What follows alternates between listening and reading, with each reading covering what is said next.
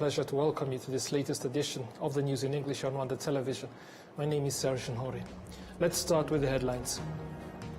Rwandan traders say that they are ready to take advantage of the opportunities contained in the new trade facilitation agreement between Rwanda and Mozambique. Beneficiaries of the Vision Umurenje program have been provided with a new system that allows them to easily access their funds without having to queue at SACCO branches. And on the international scene, authorities in Ukraine are reporting that Russia launched a massive overnight attack, on the country's southern and central regions.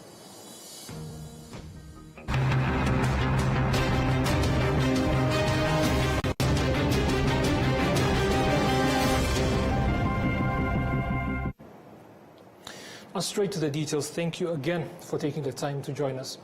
Rwandan traders say that they are ready to take advantage of the opportunities contained in the new trade facilitation agreement between Rwanda and Mozambique, which was signed this week during the visit of Mozambique's president, His Excellency Daniel Chapo, to Rwanda.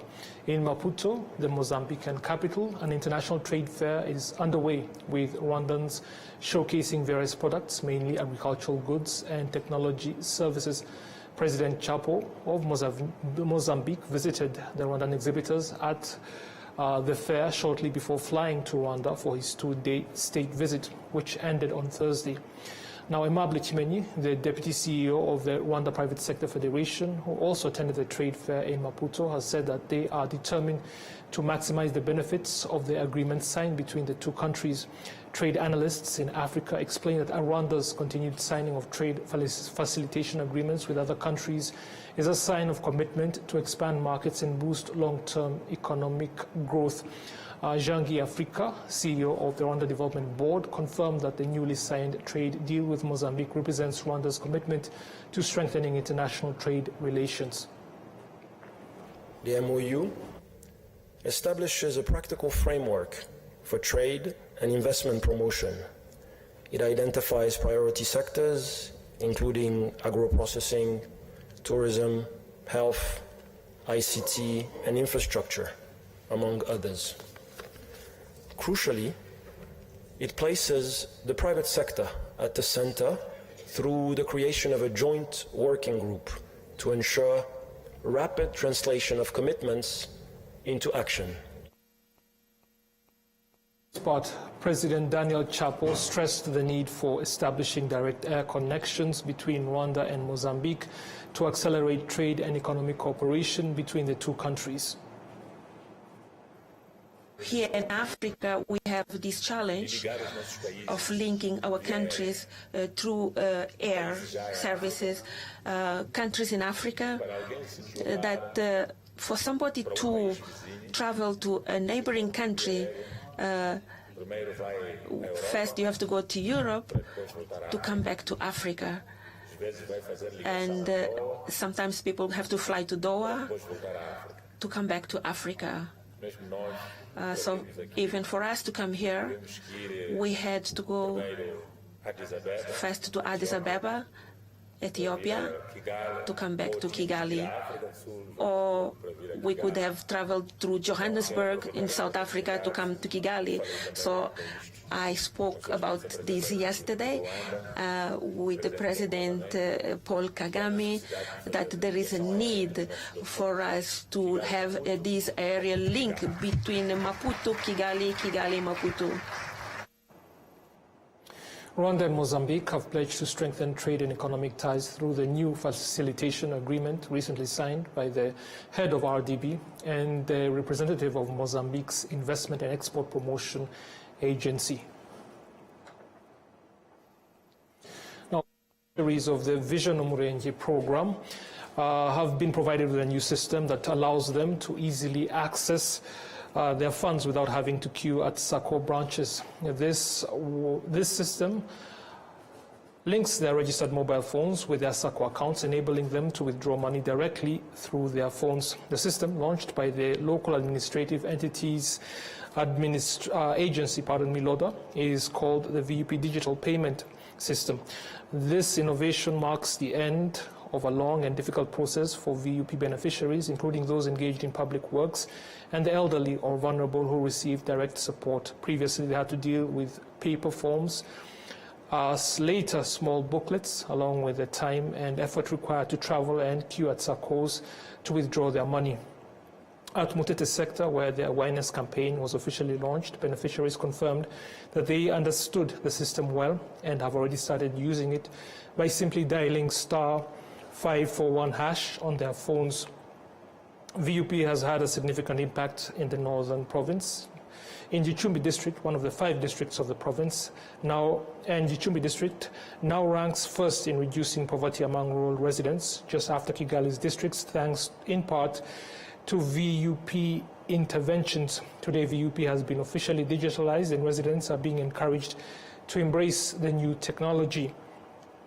For any citizen, regardless of the SIM card they use, the process is simple. They first link their phone to their SACCO account and then dial *41# and follow the instructions. This has been made easier since SACCOs have also been integrated into the digital network. The use of the digital systems in VUP operations aligns perfectly with the objective of Rwanda's National Strategy for Transformation, that being the second phase of the initiative, which aims to accelerate development.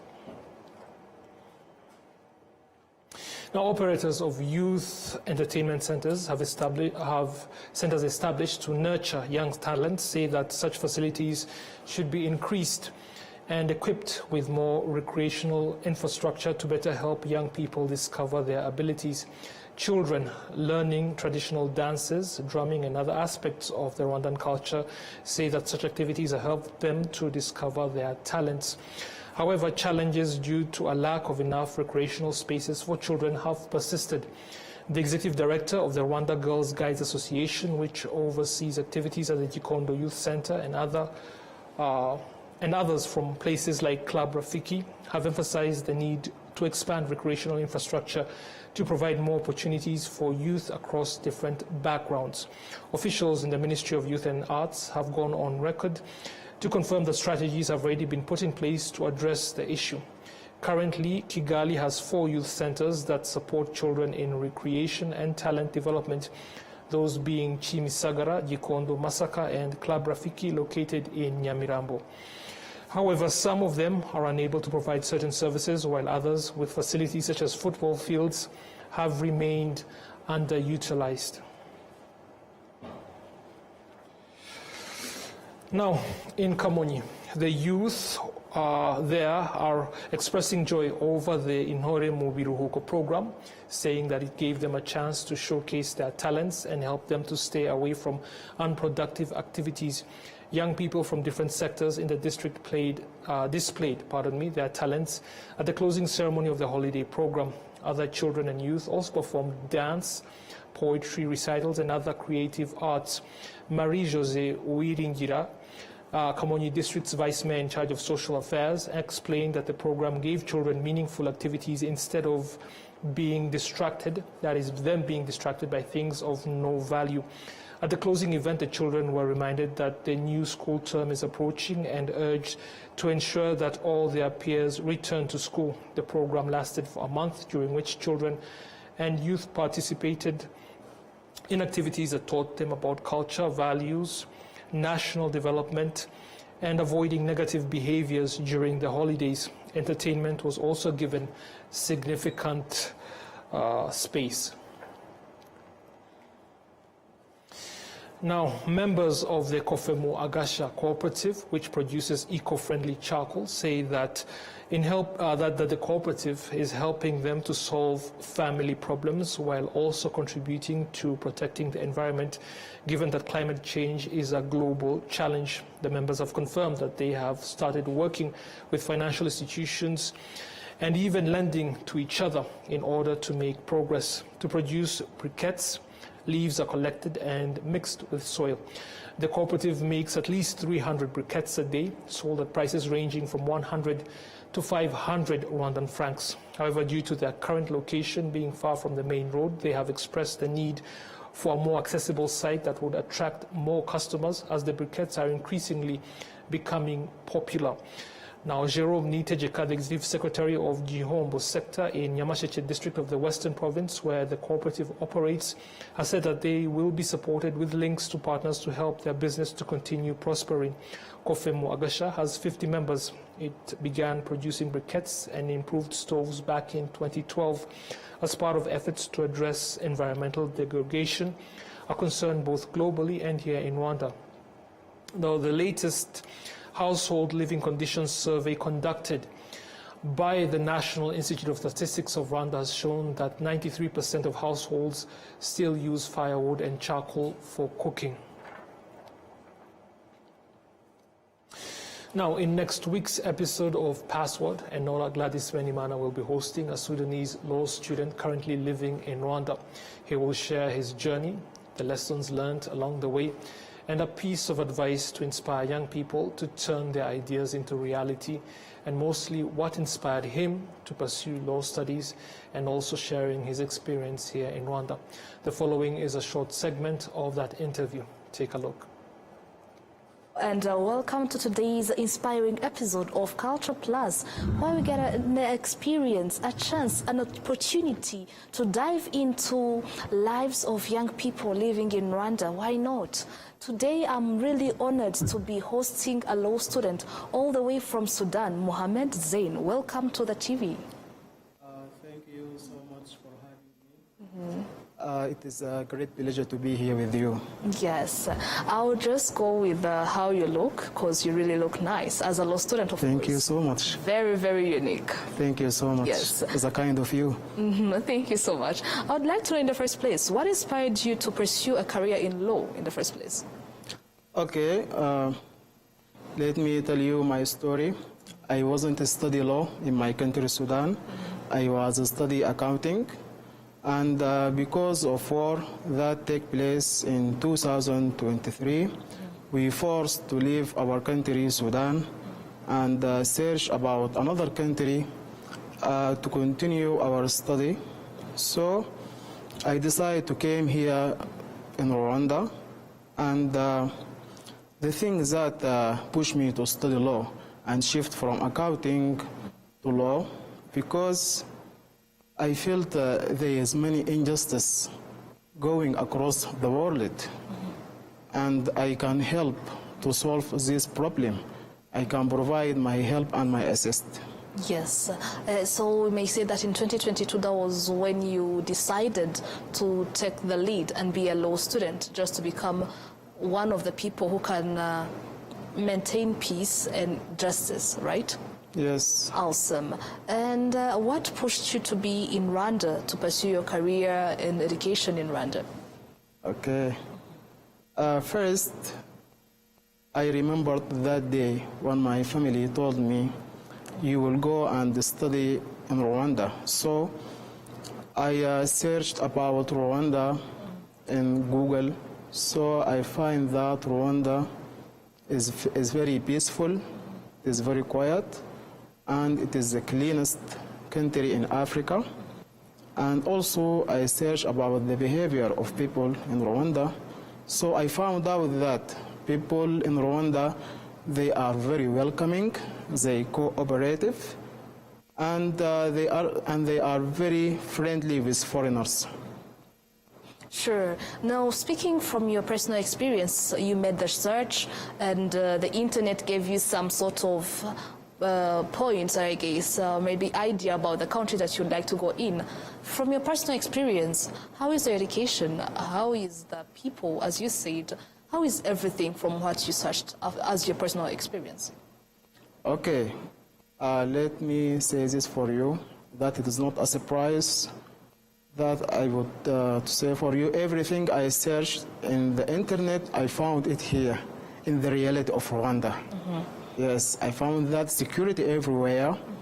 People, they are very polite, they are respectful, and also the lecturers, they are very skilled, and they respect the people.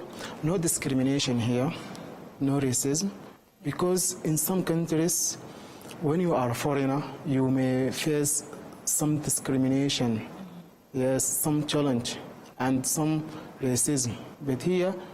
everyone here is equal. Sure. And I would like to know, it's been already 3 years in Rwanda as a law student, right? Yes. Yes. From your personal experience, you're a student, you'd like to become someone in the future. What piece of advice, what password do you use to become someone that you want to become in the future?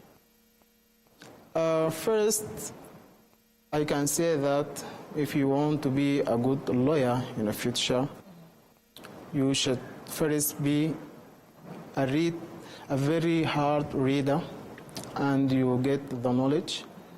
And secondly, of course, you should have the good morals and ethics, and be humble with people. Law, it is not like any career, no. Law is unique. It is not like any employment. When you are a lawyer, you should have this discipline of being a lawyer. Yes. Yes. I'll ask you one question as we conclude our emission today. What is Rwanda in 3 words for you since you've been here? That is a difficult question, because if I want to describe Rwanda, I need more than 3 words. Yes. But let me try. Sure. Okay. First, the security.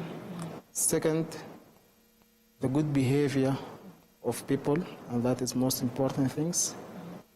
And third, the development that is going in Rwanda here.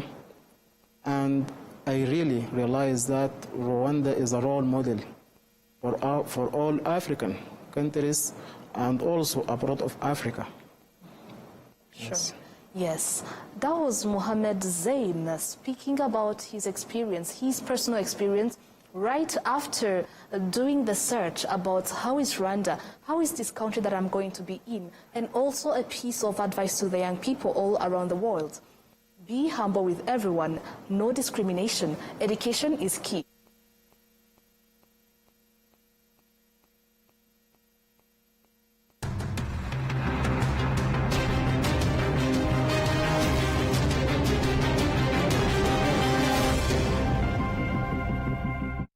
Every journey has a beginning. From nature comes refreshing fruity goodness that keeps you going every day. With every pack complementing life's best moments. Not 1, not 2, but 5 different fruity flavors. And this journey keeps giving. Introducing Inyanji's new fruity juice flavors, guava and cocktail. Now available at your nearest shop. Always ask for Inyanji. Nyiri muto arababwiraga data bati ntabwo wagira umukamo mwinshi utunze inka imwe, ariko nigeze acika intege. Mama akinjira mu bucuruzi hari abamubwiraga bati ntabwo watera imbere udakorera mu iduka rigezweho, ariko ntibyamusubije inyuma, yakoranaga umwete. Njya muri kaminuza hari abanshidikanyagaho bavuga ko nashobora kaminuza naturuka mu muryango wifashije, ariko byaragiye nanditse amateka mashya. Igihe cyo gutera ishema umuryango wanjye kigeze, bamwe bakomeje kumbwira bati ntabwo watera umuryango wawe ibyishimo n'ishema, ariko narabishoboye. Hari abakekaga ko nasigira umurage ukomeye abankomokaho, ariko ubu mfite uruganda rutunganya amata. Banki ya Kigali yabaye umufatanyabikorwa wanjye mu rugendo rwose, inzozi zanjye ziba impamo. Bigereho. Cervical cancer is one of the leading causes of death among women globally, including in Rwanda. Yet, it can be prevented through vaccination if the vaccine is taken early enough. That is why the Ministry of Health has established a program to vaccinate all girls against this cancer. The vaccine is now administered in a single dose only. It has been observed that some girls in Rwanda missed out on this vaccine, and thus a special campaign has been organized to provide the cervical cancer vaccine free of charge to girls aged 12 to 17 years who have never received it before. The campaign will run from August 4 to August 30, 2025 in all health centers across Rwanda. Don't miss this opportunity. Dear parents, vaccinate your daughter on time, remembering that protecting her health is your responsibility. This message is from the Ministry of Health through the Rwanda Biomedical Center, RBC. We're ready for one of the biggest celebrations of the year. It's the 20th edition of Rwanda's iconic Kwitizina Gorilla Naming Ceremony, happening on Friday, September 5th, 2025, at the breathtaking foothills of Volcanoes National Park. Join thousands of guests, local communities, and international visitors as we honor Rwanda's newest mountain gorilla babies and celebrate 2 decades of conservation success. Celebrate the vibrant spirit of Rwanda. Join us for an unforgettable festival showcasing the best of Rwandan culture with traditional dances, live performances, and much more. Experience the heart and soul of Rwanda like never before. Come witness this global event where celebrities and conservation champions unite to name Rwanda's beloved gorillas. It's an experience like no other, a true celebration of conservation and culture. Mark your calendars and get ready for a week of exciting events. Be part of the story.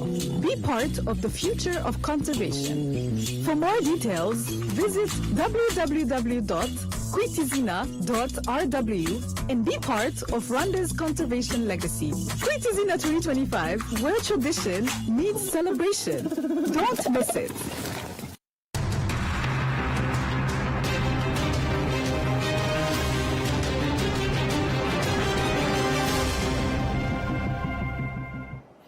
Welcome back. Authorities in Ukraine are reporting that Russia launched a massive overnight attack on the country's southern and central regions. 1 woman was killed and 28 others were injured, including 3 children, according to local officials. BBC News with more. Overnight here in Kyiv, air raid sirens went off late last night. They were in place until early this morning. They ended, they started up again. In fact, most of the country was warned of drone and missile threats overnight. But as you said, it was the central and southeastern parts of Ukraine that really bore the brunt of the strike. So in Zaporizhia, at least 1 person has died, several injured. The rescue workers and emergency services are trying to put out fires on damaged houses, and it's reported that 25,000 people are without power after those strikes. And in Dnipropetrovsk, as you said, a second night of strikes on cities there, and it comes after just a few days after Kyiv acknowledged that Russian troops on the ground had entered some settlements in the region in what they call the first large-scale attack in the region, because of course it's not one of the regions that Russia claims as its own territory. So clearly, it's difficult on the ground. We've had airstrikes as well, and President Zelensky has condemned these latest attacks, saying that Russia once again shows its utter disregard for words, and we count on real action, accusing Russia of preparing these strikes instead of preparing for a leaders' meeting to try and end the war. Jack Hedge, we heard just yesterday from the White House that Donald Trump is apparently still pursuing this idea of this one-on-one meeting between Putin and Zelensky, and we have timescales imposed by Donald Trump nearly up when it comes to things like ceasefire and peace talks. So what do you make of where things stand on the diplomatic front right now? Yeah, so Donald Trump imposed a two-week deadline. In fact, President Zelensky was asked about this yesterday at a briefing, and he said that deadline expires on Monday, and we will be reminding people. But there have been several deadlines imposed; those have passed. There's been a flurry of diplomatic talks. We've heard that we've seen Russia continue to attack here and cause strikes in Ukraine. So clearly, there doesn't seem to be an appetite to end the fighting. In fact, that Russia has said they will continue to strike, especially on energy infrastructure and military targets, because that will to try and slow Ukraine's response. doesn't look like there's any appetite to sit down, certainly on Russia's side of things. They've said, we've heard Sergei Lavrov say that unless there's an agenda, then they're not going to sit down. So President Zelensky has made it clear that that's needed and that he's prepared for that. But it doesn't look likely that that's going to happen any time soon, despite Donald Trump's initial promises of a leaders' meeting and promises that he can, help end the war. The German prosecutor investigating the disappearance of Madeleine McCann 18 years ago has said that his chief suspect, a convicted rapist, will be released from prison in less than 3 weeks. Police in Germany believe that they don't have enough evidence to bring charges against him over Madeleine's disappearance, even though he's still considered to be dangerous. BBC once more. Earlier this summer, the investigation focused yet again on the Algarve in Portugal, where fresh searches were carried out near to where Madeleine McCann disappeared 18 years ago. Over 3 days, German officers, assisted by the Portuguese, scoured scrubland a short distance from Praia da Luz. They found new clues, but not enough evidence to prosecute this man, Christian Bruckner, who they believe was behind Madeleine's abduction. Did you kidnap and kill Madeleine McCann, Mr. Bruckner? He's in a German prison for the rape of a pensioner in Praia da Luz in 2005, but will be released either on or just before the 17th of September, even though he's considered to be a danger to the public. We have evidence which suggests that Christian Bruckner is responsible for the disappearance and death of Madeleine McCann. We haven't found anything in the last 5 years that exonerates him. In fact, we found evidence that strengthens our case. But it's not strong enough to make a guilty verdict likely, and that's why we can't charge him or apply for an arrest warrant. The courts will be asked to ensure Bruckner must wear an electronic tag and be subject to travel restrictions when he's released. Christian Bruckner is dangerous, as confirmed by an expert. We have to expect him to reoffend, and that's why we've asked for an ankle tag. 18 years after she vanished, Madeleine McCann's whereabouts remain a mystery. News of her disappearance was shared around the world.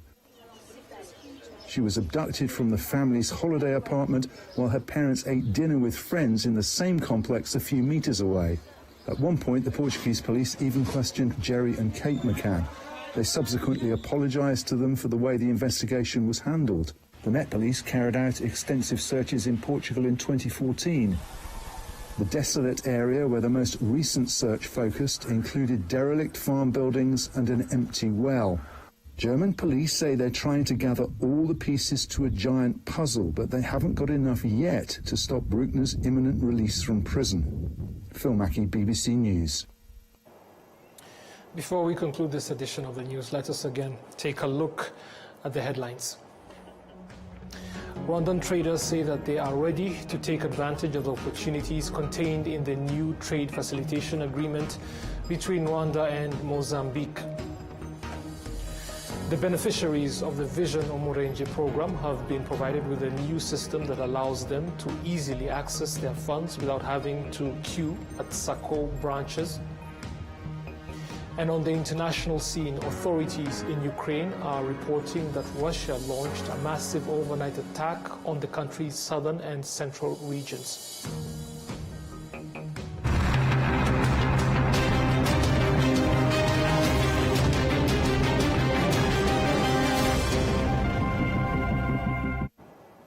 I'll be seeing you again for the next edition of the news. Until then, stay with Rwanda Television as the programs continue.